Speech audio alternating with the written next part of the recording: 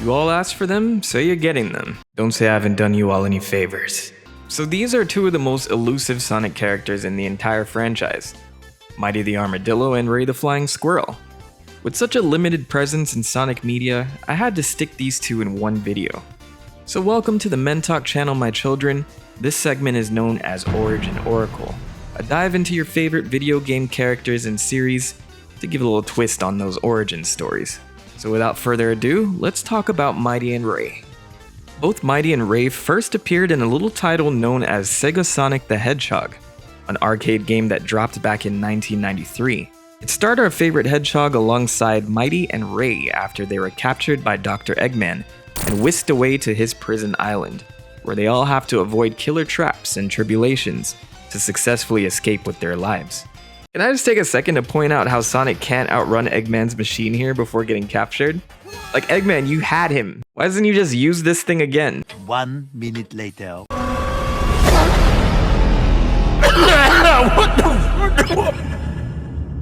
Anyway, Sonic, Mighty, and Ray manage to escape captivity, and as the player powers through all the levels without dying, the trio will eventually reach the control room where Eggman awaits. Surprisingly, he doesn't even put up a fight here, he just kinda self-destructs the entire island, forcing Sonic and the others to flee the explosion while he escapes and drops into the ocean. So with that said, there's not much story to discuss with this game, but the gameplay itself is rather interesting. Sega Sonic the Hedgehog was exclusive to arcades and was mainly found in Japan, though some of these cabinets were released to Europe and the US at the time too. It's an isometric platformer with an action button that's used for the characters to jump and avoid the traps littered throughout each stage. The cabinet is fitted with trackballs that you have to spin with your hand to control the character you choose. The faster you spin the ball, the faster the character will run, but the direction you spin the ball matters as well, so you'll have to use it both to accelerate and direct your character. You can also play with 2 other players, so it's totally possible to brave Eggman's prison island as all 3 characters at once. If you look hard enough, you may be able to find one of these vintage cabinets at an arcade in your city. Shout out to Arcade Odyssey in Miami, Florida, by the way, for allowing me to finally get a chance to play this game. It was aight. What? My opinions on the game aside, let's talk about the conception of Mighty and Ray. Both characters were designed by Manabu Kusunoki, specifically for Sega Sonic the Hedgehog. As the lead designer of the game, he wanted to choose unusual animals that would be similar to Sonic in stature, so that they could be designed to control like him. Kusunoki would actually address this in an interview, saying, "Yes, I designed the Armadillo and Flying Squirrel characters. I did come up with backstories for them, but I can't recall them anymore." Come on now, dawg. I do recall why I chose those 2 animals though. In order for them to control just like Sonic did, they needed to be animals that could have the same proportions, with heads that were roughly half the size of their body. And since the game starred a hedgehog, which is a relatively obscure animal, I wanted his companions to be equally unusual. So with their backstories lost to time, I can only say that I wish our boy Kusunoki-san will stumble across his original ideas someday. If you guys are curious as to where he is now, he actually put in work on Balan Wonderworld. Yeah, that game. So hopefully he's doing well after the fact. There's also this common misconception that Mighty's design is somehow this lost concept for Sonic's original design that was scrapped in place of a hedgehog. In my Sonic concept art video, I had a few people in the comments section jump on me for not making any mention of Mighty. So for the record, let me address this. While they did consider selecting an armadillo as the official new mascot, Mighty's design wasn't actually finalized until at least 1992. So yes, they did consider an armadillo amongst 100 other things for this new mascot, and it just so happened that they would use an armadillo for a character later. So we wouldn't see Mighty the Armadillo again until around 1995 with the release of Knuckles' Chaotix for the Sega 32X, unless you count this little cameo in Gale Racer. The plot for Chaotix was pretty simple, putting Knuckles in the limelight as he tries to stop Eggman's plans on New Trojik High Zone. The Japanese manual actually gives Mighty a little bit of a profile, describing him as a traveler who feels that his purpose in life is journeying around the world. When in a tight spot, he can turn on a dime and show off his amazing abilities, but he doesn't like to be rough and is a calm person. Mighty was somehow wrapped up in this incident during his adventures and is saved from captivity by Knuckles during the events of the game. He would join Knuckles and the rest of the Chaotix in defeating Eggman, and Metal Sonic before the character is retired again for another 23 years. Hey, that's some bullshit! Knuckles Chaotix was a game with a rather troubled development cycle as well, with its prototype called Sonic Crackers, actually featuring Sonic and Tails with its gameplay mechanics that focused on rubber band physics between the two characters. They were bound together by the energy of two rings, which would eventually end up in the actual Knuckles Chaotix game. But Sonic would later be replaced by Mighty, whose appearance and behavior are identical to Sonic in the prototype. Many years would go by without any appearances or even mentions of Mighty and Ray, and in 2003, Sonic Heroes would be released to the world, where they even revived the classic Chaotix team, consisting of Espio, Vector, and Charmy, giving them fleshed out personalities and motivations. And yes, don't worry, we'll get an origin video on this trio as well. This revival of classic characters left Sonic fans asking where the heck Mighty was in the midst of all this, considering he was technically a part of the original Chaotix game.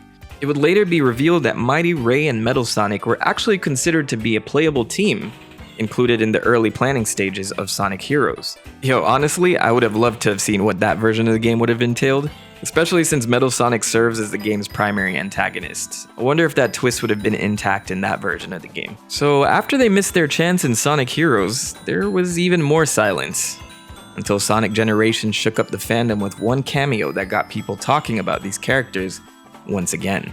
A missing poster for both Mighty and Ray were featured in the background of City Escape. This cameo got so popular that Sega's even selling this poster on their Sega merch shop.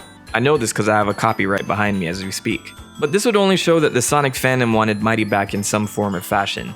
Takashi Iizuka, who is the head of Sonic Team, would even be asked about Mighty in an interview shortly after the release of Generations, with his response being, "Mighty is a part of the classic world, and the classic group of characters, and some of the Chaotix did get interpreted for the modern vision of the games.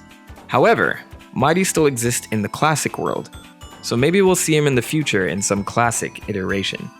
And I'd like to point out for a moment how adamant Iizuka is about separating modern and classic, but I guess that's a story for another day. It wouldn't be until the release of Sonic Mania Plus that we get the triumphant return of these classic characters. And funny enough, when you run into them, they've once again been captured just like their previous appearances. Sega would take the revival of the characters a step further and include them in Sonic Mania Adventures, a set of animated shorts that were used to promote Sonic Mania Plus on YouTube. And in this mini-adventure, Ray is in search of Mighty, who is once again missing. Upon their reunion, they assist the main Sonic cast in the pursuit of Eggman, and a brief scrap with Metal Sonic. And let me just say, these animations are probably the most personality that we've gotten out of these two characters since their conception, so it's definitely worth a watch if you're interested. It will only take maybe 30 minutes of your time to watch the whole special. So this version of Mighty and Ray would also make an appearance in a special one-off 30th anniversary celebration comic in the IDW series, with Mighty and Ray going on a mini-adventure with Amy to locate the Chaos Emeralds. In response to the return of Mighty and Ray, Iizuka would go on to say, quote, "If anything, to me personally, Mighty and Ray were sealed characters that would never see light of day in a video game. However, this time around we wanted to make a title packed with all kinds of references for all the special Mania fans out there, and the stage was set to have those two make an appearance. So I figured we'd unseal them." Laughs. We are proud to announce the first playable character, Mighty the Armadillo. Alright! No, just kidding. Which kinda doesn't have me hopeful that they'll return again for a while. So, sorry guys, I guess it's back in the Sonic team vault for you. Iizuka seems strangely dismissive of these two, by the way, so that's kinda why I'm making this assumption in the first place. So that's pretty much all we have with this duo amidst the game continuity. But here comes my favorite part of the video, the Archie comics. You guys know I love digging into this lore and getting my mind blown every single time, right? So let's start with our boy Mighty here. He does have a pretty decent role to play in the Archie comics, as he's depicted as one of the Chaotix in the storyline. He's born into a family of thieves in the kingdom of Mercia, and it isn't long until he ends up orphaned after his parents are whisked away by law enforcement. As he struggles to figure out a way to free them from captivity, he meets a character called Mammoth Mogul, who grants Mighty super strength abilities. His efforts to save his parents still prove to be unsuccessful, which leads him to exile himself from the kingdom. Still at a young age, he ends up being captured by Dr. Ivo Robotnik, along with Fiona Fox, who would eventually be Tails' girlfriend, Fiona! and Ray the Flying Squirrel. where they're taken to a forced labor camp. Ray's early history before his imprisonment is more or less unknown, but this is where he and Mighty would become fast friends. This same camp would later be liberated by Sonic, with Mighty and the gang being freed, but amidst the chaos, Mighty is separated from his friends, being forced to wander again on his own. In his solo adventures, he would encounter Knuckles the Echidna, and discover Angel Island in the process, where he meets the rest of the Chaotix and finds a place to call home. Ray, on the other hand, spends time trapped in another zone where time flows faster than in the normal world. So after a few hours of his time, he'd eventually be found by Mighty and Fiona when they return to the long-abandoned labor camp, with 6 whole years passing in the normal world. With Mighty and Ray reunited, he becomes an official member of the Chaotix, and together they embark on a journey to find Mighty's long-lost sister Matilda. When they're finally reunited, Matilda has no idea who Mighty is, since she's forced to join Robotnik's robot troops at a very early age. But Ray, being the BFF that he is, convinces Matilda of her brother's love, which quickly restores her humanity, even causing her to shield Mighty from an impending explosion, saving his life in the process. The resulting injuries force her to stay behind to heal, while Mighty promises he'd visit her again soon. And that's the last we see of her in the Archie comics, so... Stop the cap. Later in the comics, a massive event known as the Super Genesis Wave would essentially be used to retcon most of the characters to bring them closer to their game counterparts, which results in Mighty and Ray becoming an adventuring duo with a mentor known as Moss the Sloth. While they still interact with the Chaotix and the Freedom Fighters, they're more or less independent at this point of the story, and don't really have an official affiliation with the Chaotix themselves. Mighty does actually make an appearance in the other comic book series by Fleetway, Sonic the Comic. This version of him is also a member of the Chaotix who is composed of Charmy, Espio, Vector, and for some reason, Knack the Weasel. And yeah, don't worry, we'll get a video on this guy too. Similarly to his Archie depiction, he also possesses super strength, and has a superhero father known as Blockhead Bill.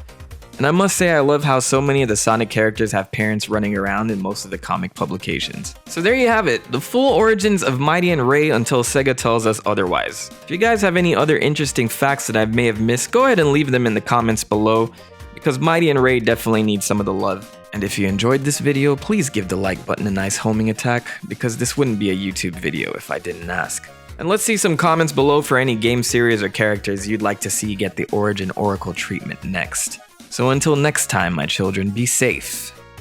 The Prophet has spoken.